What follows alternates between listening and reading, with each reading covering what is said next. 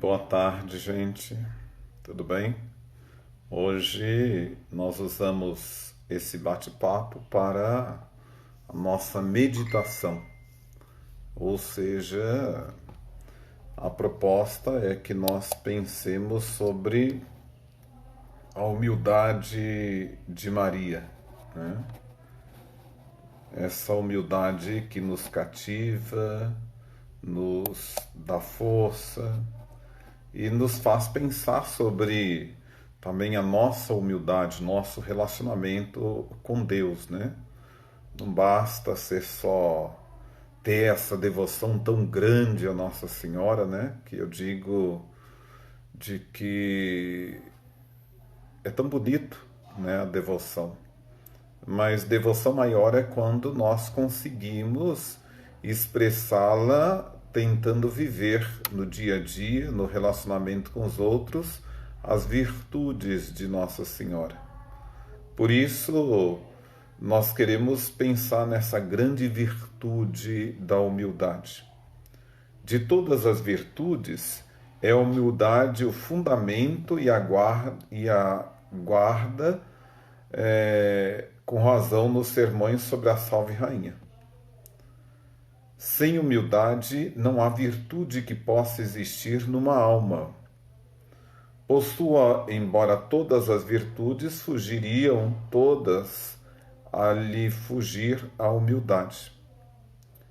Pelo contrário, Deus tão amante é da humildade que se apressa em correr onde a vê. Escreve São Francisco de Sales e Santa Joana de Chantal. No mundo era desconhecida essa virtude tão bela e necessária, mas para ensiná-la veio à terra o próprio Filho de Deus, exigindo que principalmente neste particular lhe procurássemos imitar o exemplo. Aprendei de mim, porque sou manso e humilde de coração. Mateus 11, 29. E assim como em todas as virtudes, foi Maria a primeira e mais perfeita discípula de nosso Senhor Jesus Cristo. O foi também na humildade. Por ela mereceu ser exaltada sobre todas as criaturas. Essa foi a virtude em que desde pequena se singularizou. Assim nos conta de uma revelação feita a Santa Matilde. O primeiro traço da humildade é o modesto conceito de si mesmo. Vemo-la em Maria, conforme fala a supracitada revelação. Embora se visse mais enriquecida de graças que os outros todos, nunca ela se jogou acima de quem quer que fosse. Ao contrário, teve sempre modesta opinião de si mesma. Este é o sentido que, no parecer de Roberto Abade, tem as palavras dos cânticos. Tu feriste meu coração, minha irmã. Tu feriste meu coração com uma madeja de teu pescoço.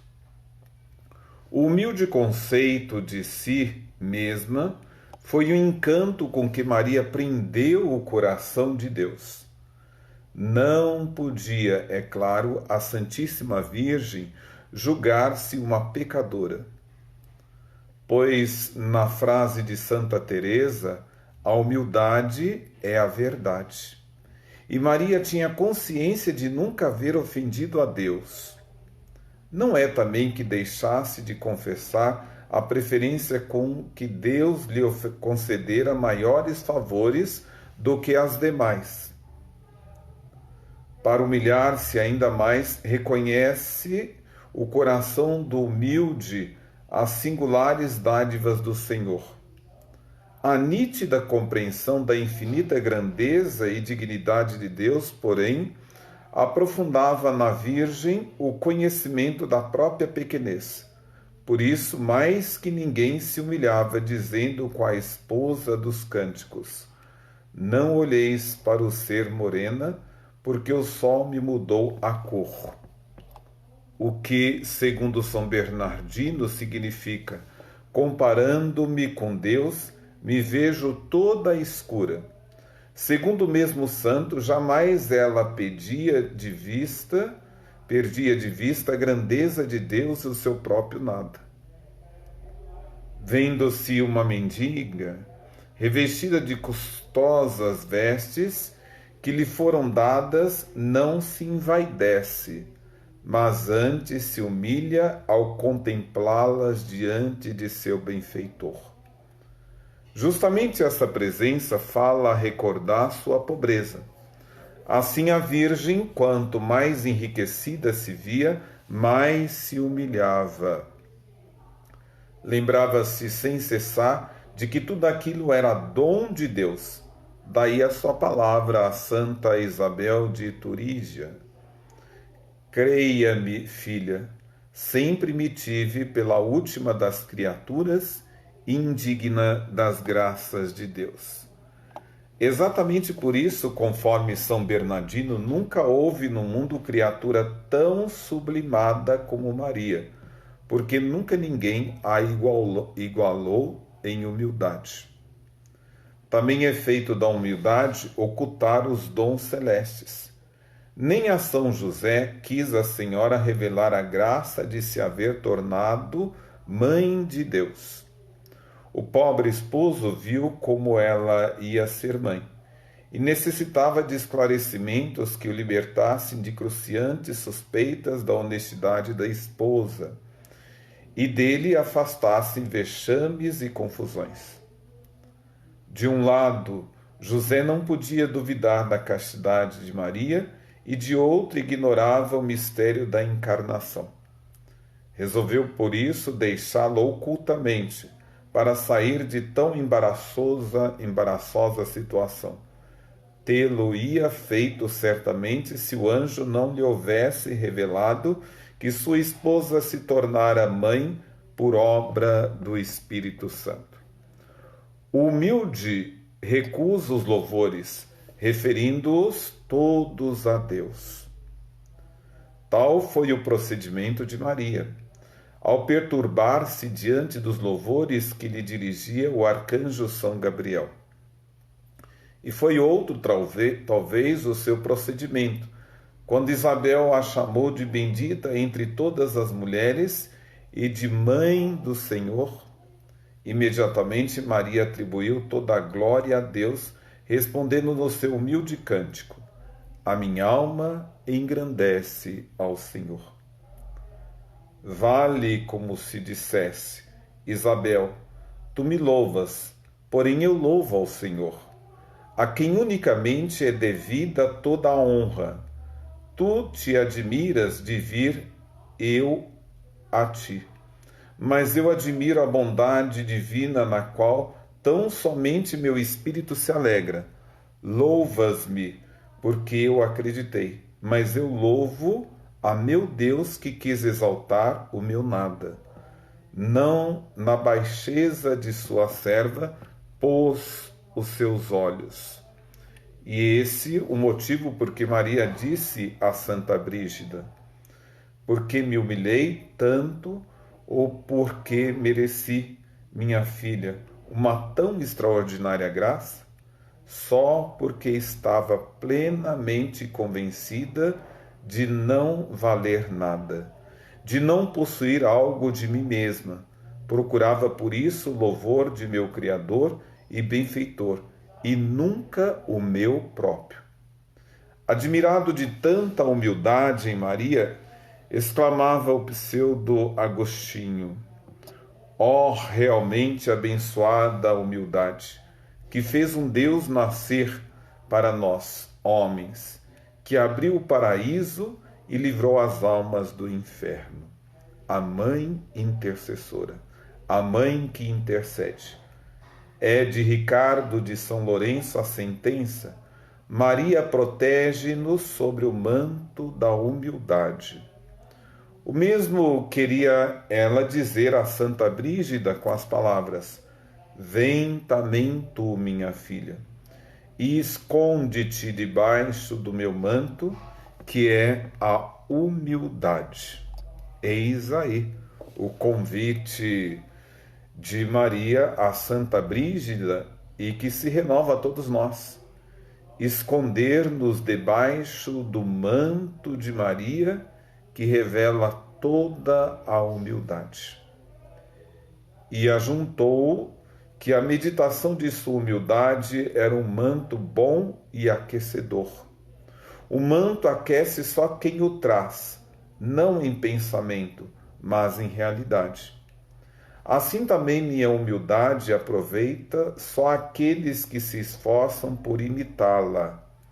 Ó, como são queridas de Maria as almas humildes! Eis a razão por que diz o autor dos Sermões sobre a Salve Rainha: a Virgem Santíssima conhece e ama todos os que a amam. Está ao lado dos que a invocam e, principalmente, se lhe assemelham pela pureza e humildade.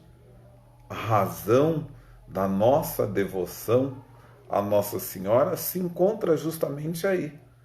Não basta só elevar a ela culto de veneração, com os mais ricos louvores, mas o maior e melhor louvor é assemelhar a nossa vida à pureza e à humildade de Nossa Senhora.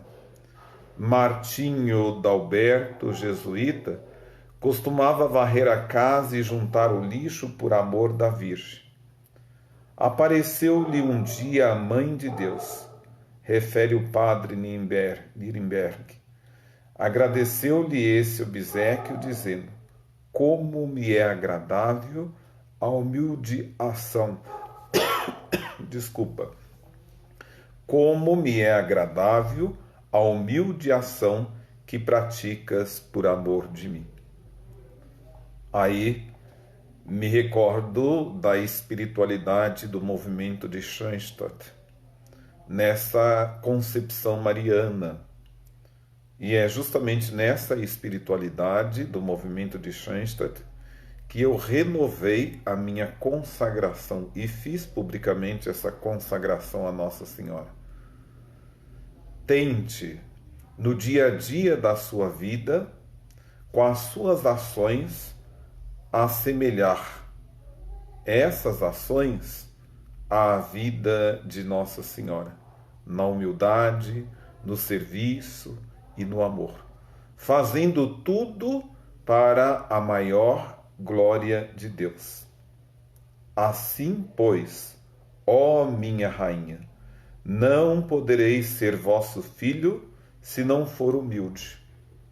Não vedes, porém, que meus pecados, depois de me terem tornado ingrato ao meu Senhor, se tornaram também soberbo? Ó minha mãe, remediai a este mal, e pelos merecimentos de vossa humildade, impetrai-me a graça de ser humilde e tornar-me vosso filho e vossa filha. Amém. Um bispo escocês percorria a pé as montanhas da sua diocese. A noite surpreendeu-o numa floresta onde se havia perdido. Depois de procurar por muito tempo, encontrou uma choupana habitada por uma pobre família. Essa boa gente o recebeu sem saber quem era, pois estava envolvido num grande manto. O bispo, por sua parte, ignorava quem era tal gente. Católicos? Protestantes? Nenhum sinal havia que esclarecesse a dúvida. Alguns minutos depois de muito silêncio, a fisionomia da humilde família manifestou-se e o bispo reparou que grande tristeza oprimia aquela pobre gente e algum desgosto a afligia. Depois de hesitar, o bispo disse: estais de saúde, mas me pareceis muito tristes. É verdade, respondeu a mulher, que esperava esta pergunta para se desabafar. Estamos muito tristes. Nosso velho pai está prestes a expirar. E o que mais nos aflige é que pretende viver ainda e recusa obstinadamente preparar-se para a morte. Poderei vê-lo? Disse o bispo comovido. De boa vontade, respondeu a mulher com a confiança própria das almas aflitas, e logo introduziu seu hóspede no quartinho do doente. Efetivamente, o velho estava moribundo e não queria convencer-se disso. À primeira vista e a primeira ilusão que fez o bispo a este respeito, pareceu recuperar todo o vigor e respondeu com força: não morrerei. Mas, meu amigo, lembre-se de que todos devemos morrer, e sua moléstia na sua idade. Eu lhe digo que não morrerei. É impossível. E todas as reflexões que lhe foram feitas para convencê-lo sempre respondia: não morrerei. Mas lhe disse finalmente o bispo: pode dizer-me por que não e por que razão, não tendo mais que um sopro de vida, pretende não morrer? A esta pergunta o moribundo pareceu enternecido e, lançando sobre seu interlocutor um olhar perscrutador, disse-lhe em tom profundamente convencido: o senhor é católico? Sou, respondeu o bispo. Neste caso, disse o doente, posso dizer-lhe porque não morrerei. Sou católico também. Desde a minha primeira comunhão até hoje, nunca deixei de pedir todos os dias a Nossa Senhora a graça de não morrer sem ter um padre à minha cabeceira na hora da morte. Pensa que minha Mãe do Céu poderá deixar de me atender? É impossível. Então meu filho disse, o bispo, foi atendido. Quem está lhe falando é mais do que um padre, é seu bispo. A Santíssima Virgem trouxe-me através desta floresta para recolher seu último suspiro, e abrindo seu manto, fez brilhar aos olhos do moribundo a cruz pastoral, a cruz peitoral. Então o doente, transportado de alegria, exclamou: ó Maria, ó boa mãe, eu vos agradeço. Depois disse ao bispo: confesse-me agora, creio que vou morrer. Momentos depois, absolvido pela última vez, morria como um predestinado. Eis aí a razão da nossa devoção, da nossa estima, do nosso carinho, da nossa consideração e de fazermos com que a nossa vida se associe, quanto mais possível, aos ensinamentos de Nossa Senhora. Que devoção bonita! Que presença de fé tão bonita que nós vemos nessa história, né? Mas isso não é uma particularidade de alguém tão distante de nós. Nós também podemos usufruir das graças de Deus através de Nossa Senhora. Basta fazer da nossa oração uma verdadeira ação. Basta fazer da nossa devoção uma verdadeira ação e associar a nossa vida o quanto possível à vida de Nossa Senhora. Que beleza, que maravilha. Que Nossa Senhora da Boa Morte nos abençoe e nos ilumine para que, através desse título da Assunção, nos conduza aos braços do Pai quando chegar a nossa hora. Amém.